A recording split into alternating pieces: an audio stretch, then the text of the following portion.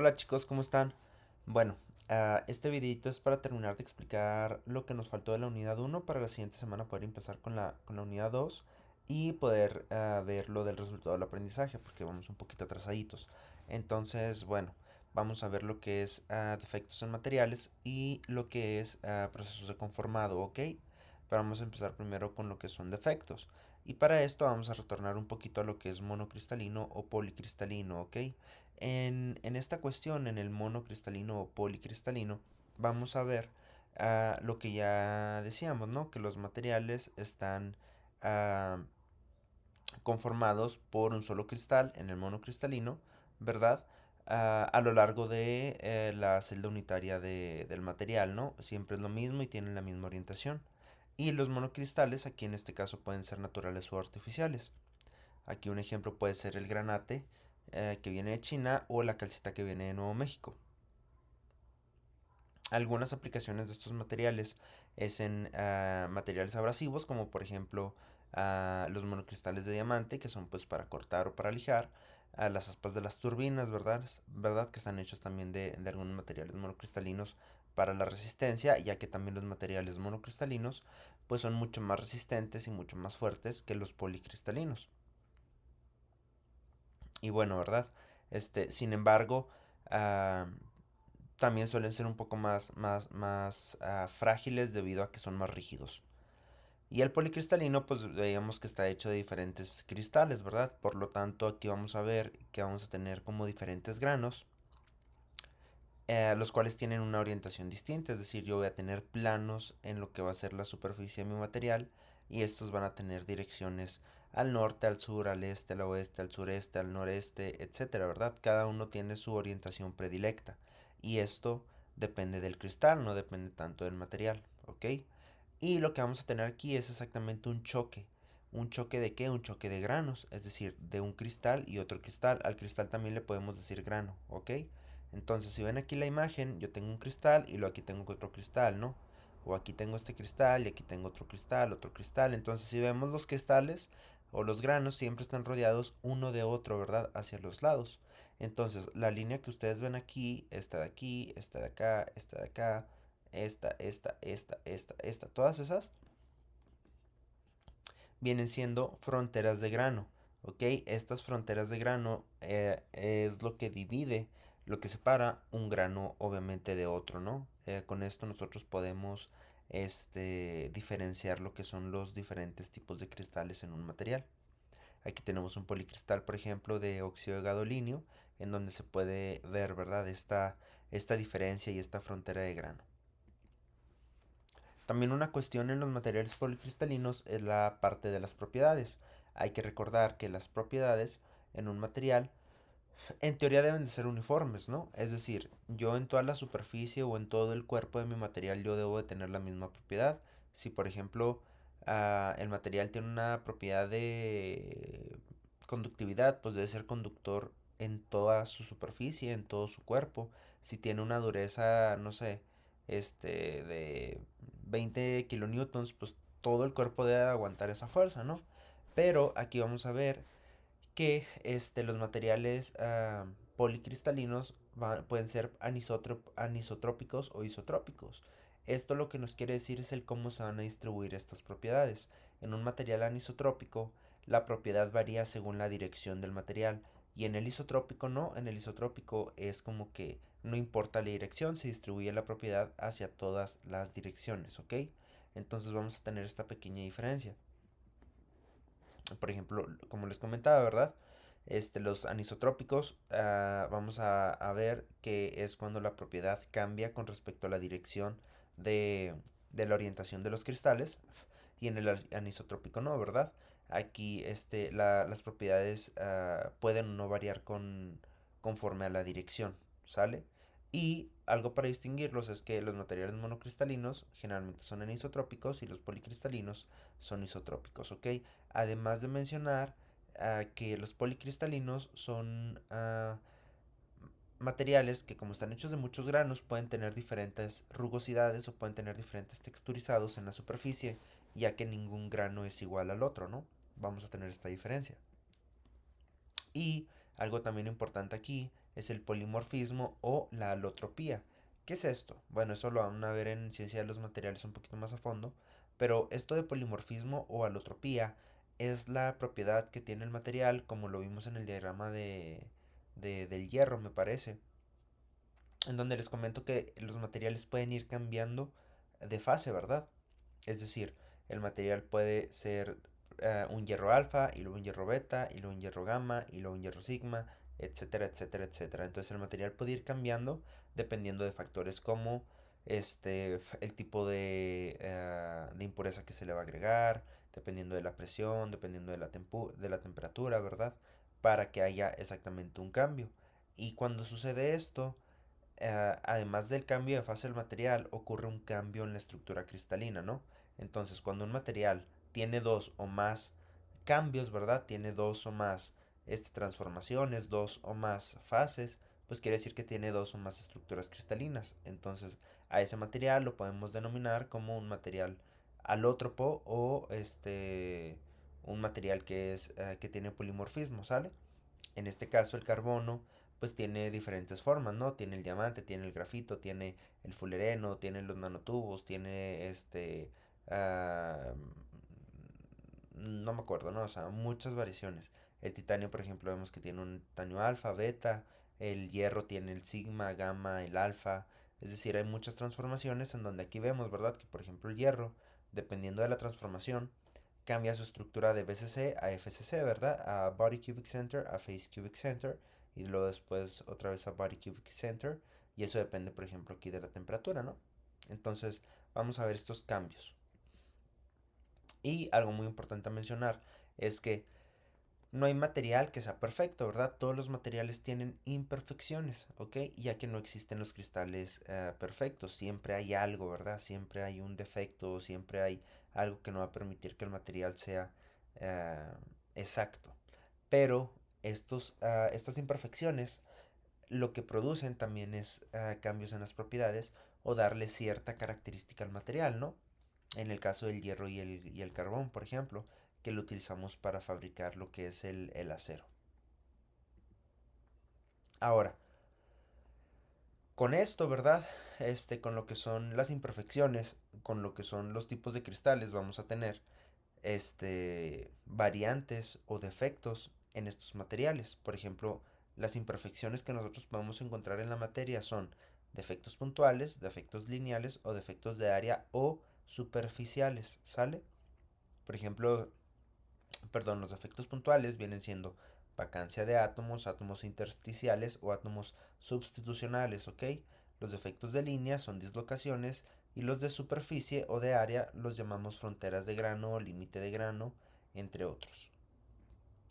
Por ejemplo, un defecto puntual, hablando directamente de la vacancia, que es un subtipo, ¿verdad?, de estos en general, es que nosotros tenemos nuestra red cristalina y esta red cristalina va a tener un defecto que es la ausencia de un átomo.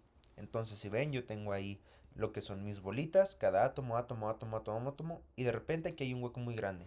Eso es porque aquí falta un átomo, ¿verdad? De aquí se salió, se lo quitaron, lo que haya pasado. ¿Y qué pasa? Bueno, como hay un hueco, entonces los otros átomos intentan llenarlo. Por lo tanto, si ven, los planos cristalográficos se mueven, ¿verdad? Se modifican. Y esto obviamente cambia las propiedades. ¿Por qué? Porque si decíamos que si la dirección importa, pues aquí ya la dirección se distorsionó, ¿no? O se modificó. Por lo tanto, aquí vamos a tener ese cambio. Entonces, una vacancia es cuando hay una ausencia de un átomo. Un átomo intersticial es cuando, en vez de que falte, hay uno extra, ¿ok? Aquí vemos que yo tengo también mi estructura y yo ahí a fuerzas, ¿verdad? Ando metiendo ahí un átomo a fuerzas, a que quepa. Sí va a caber, pero ¿qué pasa? Modifica toda mi estructura, ¿ok? Y si vemos, de hecho se modifica más el meter un átomo intersticial, ¿verdad? Que es meter un átomo ahí donde quepa, a quitar uno. Obviamente que esto también depende de muchos factores, ¿de qué depende? Nosotros debemos de saber que no todos los átomos son iguales. ¿Qué quiere decir esto? Que por ejemplo un átomo de hierro no es del mismo tamaño que un átomo de carbono, que un átomo de cobre no es del mismo tamaño que de un átomo de hierro o de oro, ¿verdad? Es decir, también hay radios atómicos, con los que podemos identificar a los átomos de cada uno de los elementos. Obviamente, ¿verdad? Si metemos un átomo mucho más grande, mucho más chico, dependiendo de ello, pues esta distorsión de los planos pues se va a ir, bueno, va a ir cambiando, ¿no? Por ejemplo, en lo que son las aleaciones, vamos a ver que aquí tenemos una cuestión substitucional. ¿Qué es substitucional? Cuando nosotros quitamos un átomo que estaba ahí y ponemos otro de otro material. Por ejemplo, aquí en teoría, en estos naranjas, que es el cobre, debería de haber un átomo de níquel, ¿verdad? Sin embargo, lo que hicimos fue quitar un átomo de níquel y poner uno de cobre. Es algo distinto acá. Aquí en el intersticial es yo lo meto a fuerzas sin quitar otro. Aquí estoy quitando uno y pongo al otro, ¿verdad? Entonces este es un ejemplo de una imperfección substitucional. Luego tenemos la intersticial, que este ejemplo, si es como este de acá, ¿verdad? Estoy metiendo uno. ¿Dónde lo meto? En estos huequitos. Si ven, aquí hay huequitos y en esos huecos yo trato de meter un átomo. Pero bueno, si lo vemos aquí hay una distorsión muy grande porque el átomo es muy grande. Pero en este caso si vemos, ¿verdad? Perdón. En este caso si vemos, el átomo de carbón es muy pequeño a comparación del átomo de hierro. El átomo de carbón es muy pequeño a comparación del átomo de hierro. Por lo tanto, sí hay aquí una pequeña variación en lo que es el plano, pero no es tan grande. ¿Por qué? Porque el átomo es muy pequeño, ¿verdad? Pero obviamente va a producir cambios en las propiedades y va a producir cambios en la estructura. De hecho, nosotros agregamos carbono al hierro, ¿verdad? ¿Para qué? Para hacer aceros, porque esto, al llenar estos huequitos, hacemos al material más rígido, ¿no? Aumentan las propiedades mecánicas. Entonces, si ven, si va a modificar esa parte de propiedades el meter intersticios entre una red cristalina, ¿verdad? Pero aquí va a depender de qué tipo de material es el que vamos a meter, de qué tamaño y todo ese aspecto. Y aquí tenemos, por ejemplo, una aleación, ¿no? Una solución sólida, es decir, un sólido, de B en A, es decir, yo tengo una matriz A y pongo un material B, ¿ok? Y aquí estoy creando como quien dice una nueva fase, ¿no? Una fase en donde tengo una mezcla de los dos, que esta tiene diferente composición y va a tener diferente estructura. Tenemos ahora los efectos lineales o defectos de línea, que son las dislocaciones. Estos defectos vienen más que nada por un esfuerzo, ¿ok? Por ejemplo, cuando hay una deformación plástica, si yo ejerzo una fuerza muy grande, ¿verdad? A mi material, si yo ejerzo una fuerza de sillazamiento, pues eso significa que estoy desplazando a mi material.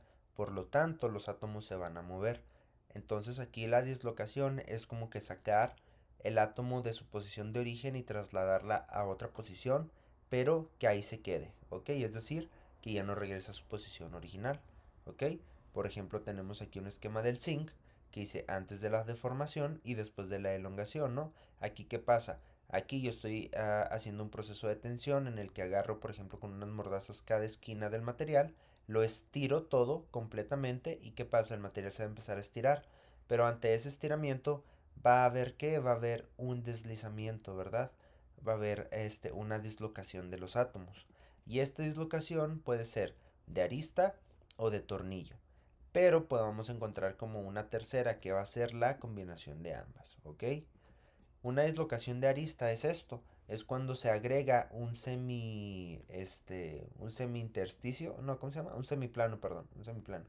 Un semiplano entre la estructura, por ejemplo. Yo aquí tengo 1, 2, 3, 4, 5, 6. Vamos a decir que mi estructura normal es de 6. Pero ante el deslizamiento, debido al esfuerzo que se está generando, ¿verdad? Se crea este semiplano en lo largo de mi estructura. Entonces, si vemos, aquí va a crecer la estructura y va a provocar una dislocación, ¿verdad? Ya que si vemos, aquí hay un cambio en la orientación y en la dirección de los planos del material. Aquí vemos cómo la dislocación de tornillo también afecta, pero esta dislocación de tornillo es un poquito distinta, ¿no? En este caso, vamos a ver que va a haber como un deslizamiento del material. Por ejemplo, esto lo desliza más hacia la derecha y eso hacia la izquierda, ¿no? Por lo tanto, tengo un bordecito. Este bordecito que se ve ahí extra, ese va a ser la dislocación de tornillo, ¿no? Es debido a que hubo también un sillazamiento sobre el material y este sillazamiento lo que produjo fue un recorrido, ¿no? De la estructura y por lo tanto existe este tipo de defecto. Aquí vemos, ¿verdad? En este caso como en esta parte tenemos lo que es el defecto de arista, donde el semiplano se crea, ¿verdad? Se interpone y ya no es un cuadrado, por ejemplo. Y aquí tenemos lo que es nuestro tornillo, ¿no? Este defecto. De este lado pasa lo mismo. Yo tengo aquí lo que es mi semiplano, ¿verdad? Aquí vemos cómo se va creando. Y acá abajo voy a tener lo que es mi sillazamiento o mi deslizamiento o dislocación de tornillo. ¿Sale? Entonces estos son ejemplos donde podemos ver cómo se va a comportar aquí la materia. Luego tenemos los de superficie. Los de superficie vamos a decir que son muy sencillos ya que tienen que ver solamente con lo que son los límites de grano, por ejemplo los límites de macla, los defectos de apilamiento, los límites de fase o superficies externas, ¿ok? ¿Esto qué quiere decir? Que son límites de dos direcciones y que normalmente separan regiones del material según ya sea la estructura o la orientación cristalográfica, ¿ok? De estos los de superficies externas, ¿verdad? Que son los que están luego visibles, pues son los más evidentes, ya que aquí podemos ver, ¿verdad? Cómo están los cristales puestos unos con los otros y podemos exactamente visualizar la frontera o límite de grano para identificar los diferentes tipos de cristales, ¿no? Este, y algo muy importante es que también dependiendo de esta cuestión superficial, de este defecto superficial, puede aumentar la energía superficial y esta energía superficial es muy importante para ver cómo va a actuar esta superficie ante diferentes aspectos, ¿no? Como por ejemplo ah, ángulos de contacto, como por ejemplo rozamientos, como por ejemplo am, como resistencias, o sea, son muchos aspectos, ¿no? Aquí lo que hay que observar. El límite de grano, como ya lo mencionábamos, ¿verdad? Es exactamente una separación que nos delimita un tipo de cristal con otro tipo de cristal, ¿no? Y puede ser de ángulo grande o puede ser de ángulo pequeño. Esto va a depender de cada uno de los materiales. Aquí se produce un ligero desorden, ¿verdad? Como lo podemos observar, no van a estar llenos completamente porque depende del tamaño de los átomos que encontremos. Pero no va a haber problema, ¿no? En cuanto a la alineación, ya que ellos se van a alinear solitos y cada uno va a tener diferente tipo este, de, de orientación. Y por último, ¿verdad? Defectos cristalinos bidimensionales son como estos, ¿verdad? Esto debería ser una red cristalina ideal, donde están todos ordenaditos, bien bonitos, que esto podríamos decir que es como un tipo monocristal, ¿verdad? Pero aquí en el mosaico que vamos a tener, aquí vamos a tener diferentes regiones, diferentes cristales, ¿verdad? Que van a conformar lo que es mi estructura. Y si ven, cada uno tiene diferente orientación y dirección, ¿no? Por lo tanto, aquí se va a modificar esta parte. Entonces, bueno, esto es todo con respecto a los defectos, chicos. Perdón si lo dije un poquito rápido, pero pues no les quiero quitar mucho tiempo también. Este, entonces esto es conforme a lo del tema. Ahorita les voy a subir un segundo video que tiene que ver con el conformado.